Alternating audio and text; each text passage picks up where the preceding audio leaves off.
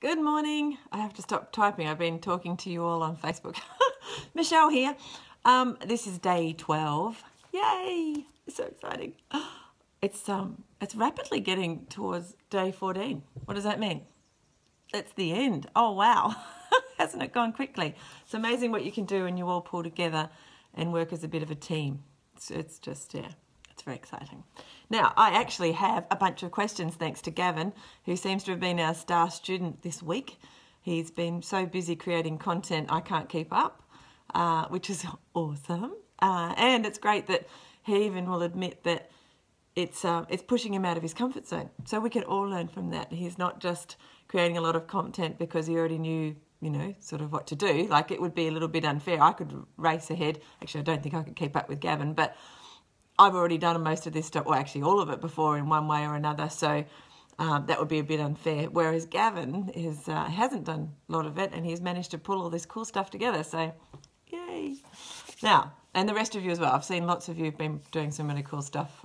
Really impressed. So welcome. Let me know if you're here. Put comments, any questions into the comments. That would be awesome, because then I don't feel like I'm just talking to myself or to a picture of myself, which is, again, odd. But what I'll do now is just go ahead and answer the questions that Gavin has provided, because they're really cool. And I have answers, which is even better.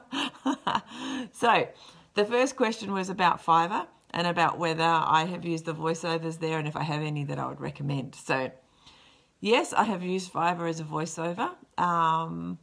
Hello, Bernadine. Oh, you're in the Qantas lounge, filling in time. Oh, I'm glad we can entertain you while you're at the airport. That's cool. I hope you're going somewhere fun. So, yeah, Fiverr, yes, I have. But mostly I have used it for voices when I have a podcast, which I do have, but haven't done more than 5 or 6 episodes, which is just really slack of me. But so for the podcast, I got somebody to do the introduction.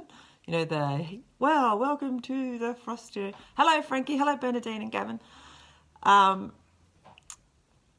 So that's how I've used it. I don't necessarily have any recommendations, except in general when you're using Fiverr, and Frankie would be able to give you some good recommendations here too, because she's not only uses Fiverr a lot, but she also is she's also a person who is there as a service provider as well. So she's well over everything Fiverr and how to use it and that kind of stuff. But for me, I am very careful about who I choose, because you can end up getting down a bit of a rabbit hole in Fiverr, because people will say, yes, I can do. And then for whatever reason, they haven't been able to do exactly what you want, all kinds of reasons, but or not the way you were imagining it. And sometimes that's you, because you're not able to describe it. So when I'm choosing somebody, I always make sure that they've got quite a large number of reviews.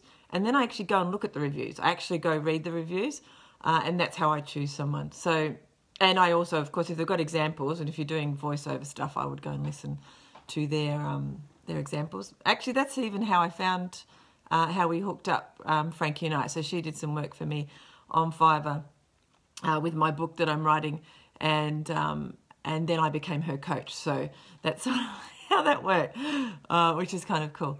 So Fiverr, it's a great resource. I would definitely use it, but that's how I would choose somebody when you're looking for someone for a voiceover. So just make sure lots of reviews. I suppose if you think about it a little bit like the way you might use eBay, especially if you're spending more than $5 or $6 for something from China, you tend to be a lot more careful at looking at the reviews and what people have said and what feedback they've got. That's how I use Fiverr, not because you're spending a lot of money necessarily, but because you could well spend a lot of time trying to explain to people what it is that you're after them to do. So there you go. Maybe Frankie can write up a few tips on how to get the Fiverr employee of your dreams or something like that. The Fiverr outsourcer of your dreams. Maybe that would be a really good post. There you go, Frankie. We'd all be reading that. All right, so I hope that's answered that question, Gavin. If you want any more clarification, let me know. Yeah, so just go check out how many reviews they've got and read the reviews and then look at the examples that they provide. Yeah, and like everything, be very... Yeah, it's one place where you need to be a bit detailed when you come to describing what it is you want from them, because, you know, they can't get into your head. And so the more examples you can provide to them as well when you're actually describing the work that you want done, the better too. So, okay, that's question 1. So question 2, which is about Bitly, which was interesting because we were just talking on Facebook about Bitly. The question is, I see the convenience of using Bitly links. However, I know from my SEO days the importance of blogs and sites to have backlinks from other major sites like YouTube, SoundCloud, or things like that. How does Bitly links or similar links affect that? The very simple answer is they don't, especially from websites like Bitly. And even Google itself has what we call a URL shortener. And I think it's GOOG.LE, something like. If you put in Google shortener, you'll find that Google provides a very similar service to Bitly. And you just go and use your Google account, and it will also track it. I think Bitly provides a bit more depth, but anyway, you go and have a look and experiment. But the answer is no, it doesn't, because the ones that are good, which are Bitly, Google, and there's a couple of others, they use a 301 redirects, and the little robot things that do all the SEO tracking, they're able to follow those links very easily, and it doesn't. Anyway, I will add a link. I did a little bit more research into this because it was a very good question, especially for those of us who are mildly techie.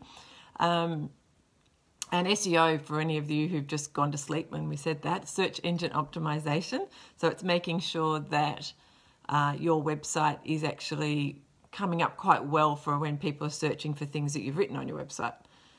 So if in Google, when they're doing a Google search, we want your website to be optimized for the appropriate keywords or search terms that people are using to find the kind of content that you provide. So that's what we're talking about. We're talking about whether the using the Bitly link somehow changes that, because as Gavin rightly said, backlinks or links from other sites into your website, they actually make you look like a popular kid in the playground is often the analogy that I use.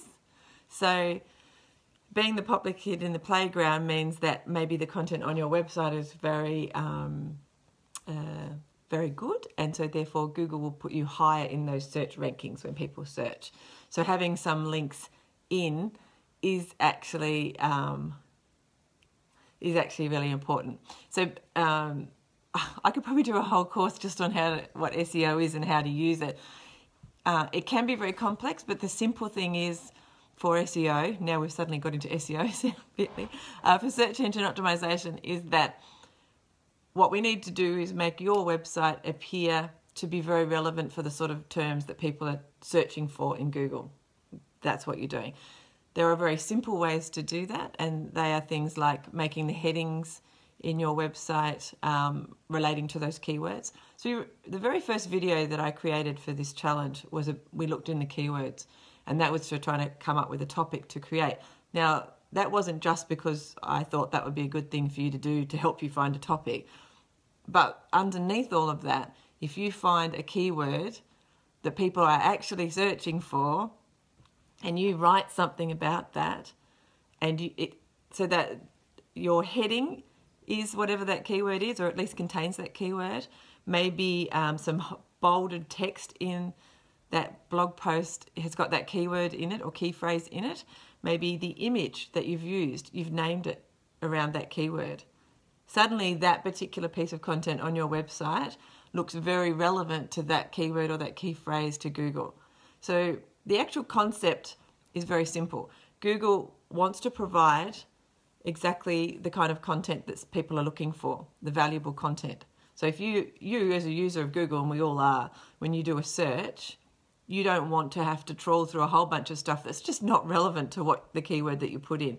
Now, in the beginning of the internet and us home users, when we got to use the internet, you would get a whole lot of that kind of stuff. You would search for things that, you might just search for, I don't know, a puppy dogs or something, and you would get like completely things that had nothing to do with puppy dogs. And that was because there was a lot of spamming and all that kind of stuff going out there, and we didn't have fantastic algorithms, which are the bane of people like when I did web development, bane of our lives for search engine optimization, because they won't tell you exactly what SEO is, or sorry, not what SEO is, but what their algorithm is. So that Google and the other search engines won't actually tell you exactly how they determine who gets to the top, because if they did, if you knew every single way, then all these spammy people would pop back in again and you would again make search not very relevant, and then people would stop using Google, and Google would not make any money, because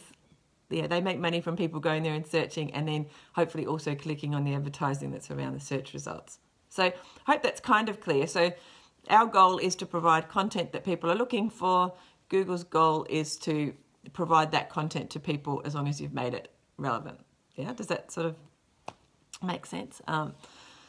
Hopefully. I can do a whole thing on SEO if you want. It is one of the things that I've done quite a bit of talking to people about in the past. And you have on-page SEO and you have off-page SEO. Gavin's question was referring really to off-page SEO.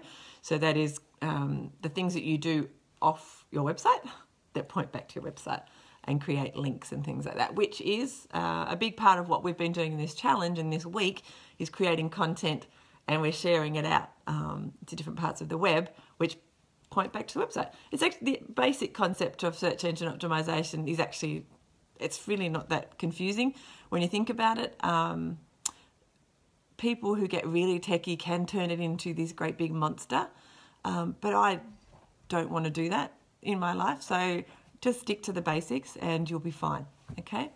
Okay, so that's a little bit about SEO, and Bitly links won't ruin your SEO. And I think, did I say, when I was doing some research, I came across a video from Matt Cutts, and he's like the search engine optimization guru at Google. So he puts out posts probably every week, if not more regularly, about anything to do with search engine optimization. And I found a video where he had actually mentioned that URL shorteners, especially when they're doing it the right way, like Bitly and the Google one, they're actually not affecting the backlinks, which is basically Gavin's question, whether it actually affected your backlinks.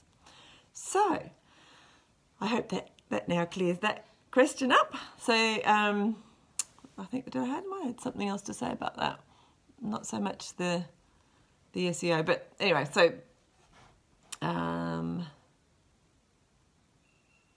cool. All right, I'll go on to question 3 if I can think the other thing I was thinking about. I will let you know.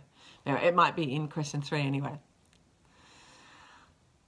Let me see. Can you please discuss the pros and cons of updating a video direct to Facebook or uploading it to YouTube and then posting it on Facebook? Another great question, because there are pros and cons for both, actually. And you may or may not have noticed, I certainly attempted to do a video straight to Facebook. I'm not sure if it worked. If you ever decide to get into teaching people a bit more, and what I'm doing now, the live video on Facebook, that's good, Gab, thanks.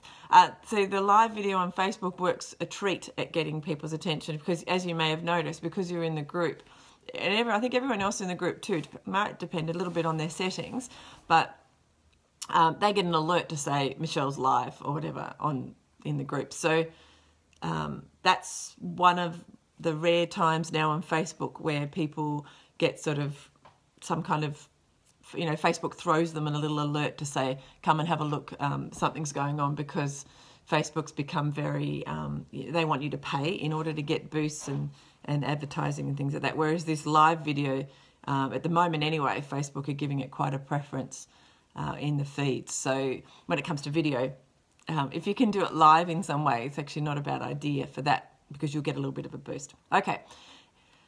In saying that, the actual question is Facebook, uploading it to Facebook versus putting it on YouTube. If you upload it directly to Facebook, your video, you will get more traction, and you also get that, the video is playing even when it's not playing. Well, you don't have to hear it. So, when you're scrolling down your Facebook feed and you get the video starts to get motion, that tends to only happen in the ones that you've put up. straight into Facebook. So you get that motion, and there's a benefit to that, so that when your audience is actually scrolling through their Facebook feed, you know, flicking over their auntie's picture of their dogs and their new nephew's grandchild or whatever, all of a sudden there'll be motion. And that motion, because the video that's been directly uploaded to Facebook has that motion applied to it, that kind of gets people excited. Hey, cat. So, and they're more likely to click it. So that's one of the things. And again, Facebook prefers video that's directly uploaded into Facebook. But in saying that, if you put it over in YouTube and then you put the link in Facebook, then they're still going to see the video, and you also get the added benefit of it being on the second biggest search engine in the world, i.e. YouTube. So there's thousands of people, millions of people, even more, searching over on YouTube every day for different videos. So it's a bit like putting it, you know, directly into Google. So you're giving it that extra power over there. So there are pros and cons. It depends where your audience is. If you're doing particularly a how-to, then that's very popular in YouTube. So putting videos over on the YouTube channel is actually a pretty good idea.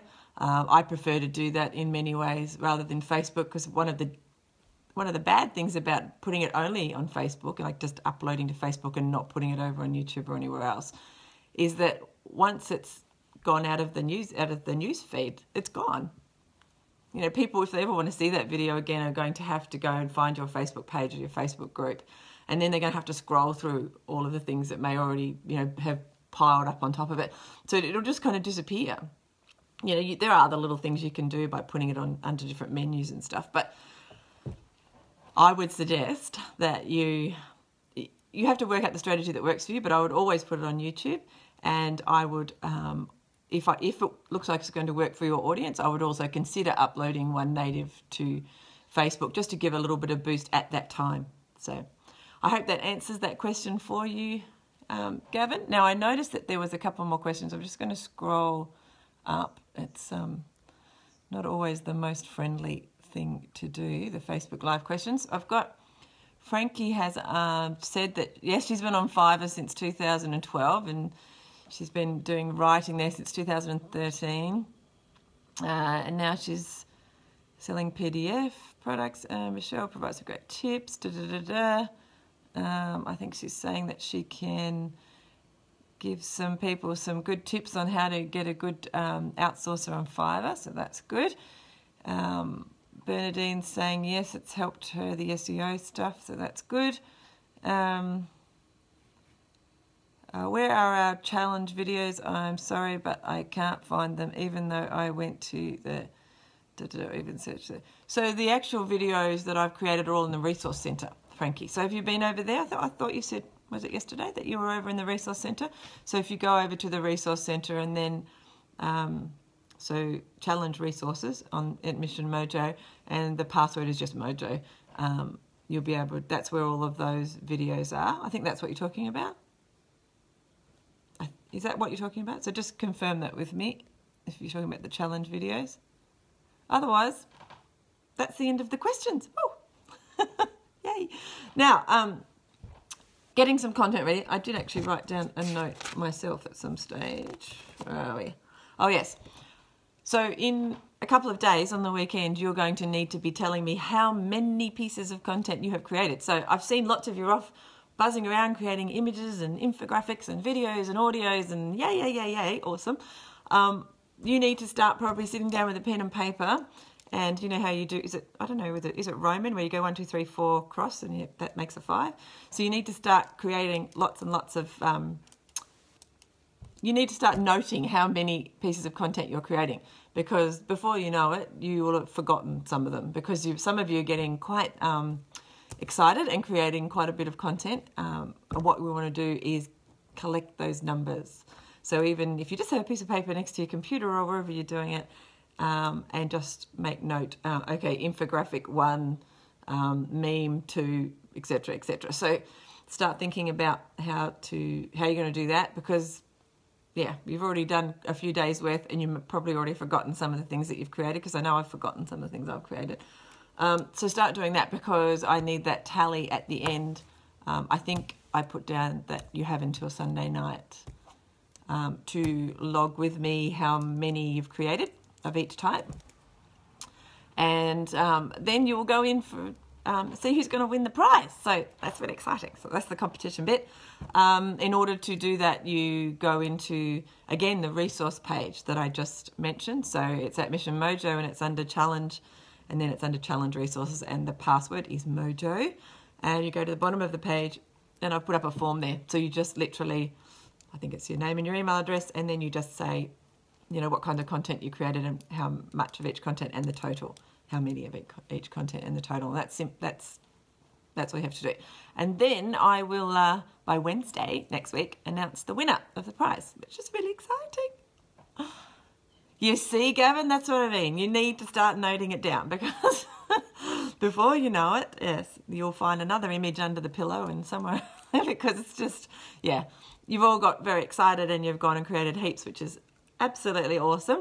Now it's time to start counting them, and maybe in doing that, Gavin, you can organise them into some folders, which is something else, which is a good, even though I'm not the most organised person in the world, it is something I appreciate when things are a little bit organised for myself and I can find them later. It saves me time, which I do like.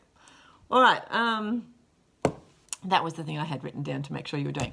So I'm very proud of what you're doing. You are doing amazingly. You are growing the foundation for your business beyond words. It's actually feeling like it's been quite successful this week, so I'm a bit excited about that. I have been considering whether there's a way we could be doing something like this on an ongoing basis, so that you continue to create content, unique, fantastic content that's going to grow your business, and then you are going, and then you're, then you will be impressed enough to be able to continue creating more content related to that content you put on your blog post, if that makes sense. Because sometimes having this kind of environment where we're kind of doing it together and we're checking in makes us more likely to create it. Because I know I've created more content this week than I did, you know, in the last 4, 5, 6 weeks. But it's because I'm working with you guys. So, and I'm hoping that the same is happening for you guys, apart from the messy desk that Gavin has. Well, that is true. I think I always go yay when I read those little memes that say, you know, what is it? The smartest people have the messiest desks, and or the most creative people. I think it works both ways. Oh, cool. Excellent. Anyway, so any other questions, or should I let you get to counting all the awesome pieces of content you've created and creating some more? I'll have a drink of my coffee and let you think about that for a tick.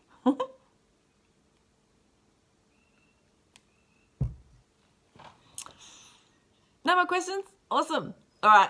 So very proud of you all. I'm glad you found it, Frankie. That's awesome. Anything else that I can help you with, just let me know.